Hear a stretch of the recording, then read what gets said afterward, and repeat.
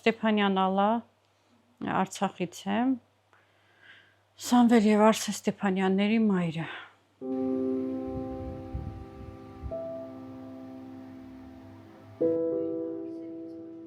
Թվին Սամվելը զորակոչվեց բանակ, հետո սկսեց 44 օրյա պատերազմը, Սամվելը զինվոր էր, ես զինվորական եմ,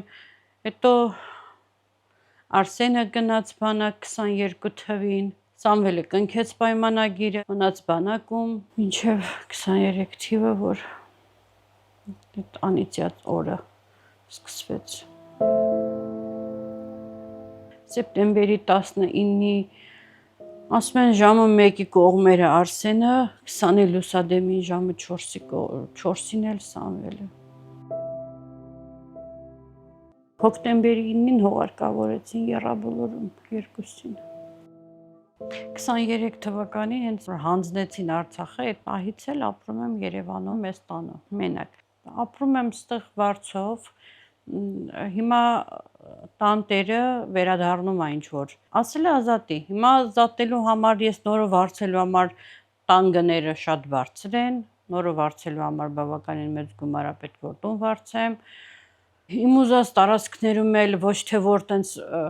ես ուղղակի ցանկանում եմ այդ տարածքներում ապրել, բայց ստիպված եմ մոտիկ Եռաբլուրից, որ կարենամ հաճախակի այցելեմ իմ տղաներին։ Ինձ պետքա որ մի հատ տուն կարենամ այնտեղ, բայց հիմա տեղափոխվեմ վարձակալված տուն, միաժամանակ հետո այդ տանտիրոջ հարց առաջանա ինքը ուզենա գա իր տանը ապրի։ Ես առիթից օգտվելով ուզում եմ դիմեմ բոլորին, բարերարներին, որոնք որ ի վիճակի են մի բան իմ համար անելու, տան հարցով։ Թող բոլորը միանան, չգիտեմ, ինձ թվում է իմ խնդրանքը, իմ պահանջը արդարացի է, որովհետև ես իմ կյանքի ունեցածը նվիրել եմ իրանց, զոհաբերել եմ հայրենիքի համար։ Իսկ ես այսօր ինչի պետք է օրինակ մնամ դռներում, մնամ Վարձով, մնամ, թող միավորվեն, ինձ ապահովեն բնակարանի հարց։ Ինձանից խլացի փոխարեն ես շատ բան իրանցից չեմ ուզում։ Ուղղակի ինձ բնակարանով ապահովեն, ես այդ բնակարանում իմ ինչքան կապրեմ, իմ սուքը նստեմ սքամ իմ սուքը, ոչ թե մտածեմ տան վարձ տալու մասին, մտածեմ տուն տեղափոխվելու մասին, մտածեմ բա որ մի ամիս հետո էլ էս մի տանտերը գա կամ ինչքան միջև երբ բանից պետք է օգտվեմ սերտիֆիկատից։ Դա էլ չգիտեմ, օրինակ մարզում 4 միլիոն է, Երևանում 3 միլիոն, ես դրանով ոչ մի բան չեմ կարող անեմ։ Հիպոթեկ դասավոր եմ, հիպոթեկը ոնց փակեմ, ինչ անեմ։ Այն որ մնացել եմ իմ հարցերի հետ մենակ, սենց կարելի ասած։ Ունեմ եղբայր, ունեմ 20 թվից հաշվանդամության կարգ ուներ, եկանք ստեղ իր հաշվանդամությունը կտրեցին, ասեցին բալերդ չի հերիքում, ոտքը վրեն է, բայց ընդհանրապես չի աշխատում, փացեղ է հեռացրած, ստամոքսից կտրած, պեչեն է հեռացրած, ու այդ մարդուն ասում են, որ դու նորմալ ես, կարաս գնաս ապրես։ Գնամ ով մեկն էլ պետքա իրան թիկունք կանգնես բային, ես գնամ իրանից ինչ պահանջեմ կամ ինքը ինչով 3 հատ 4 հատ էլ երեխա ունի։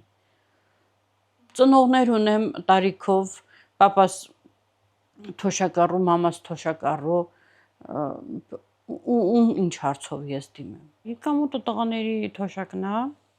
չեմ աշխատում, վիճակի չեմ աշխատելու, ոչ թե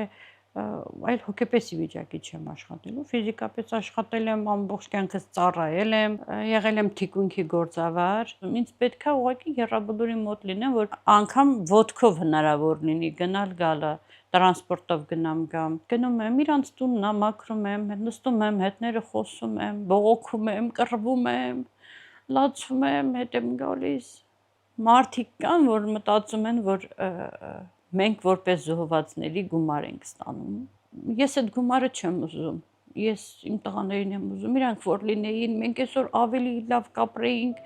իմ Սամոն այնքան խելացի էր, իմ Արսենն այնքան ուժ ուներ, որ մենք ամեն ձև ամեն բան կանեինք, ավելի լավ կապրեինք։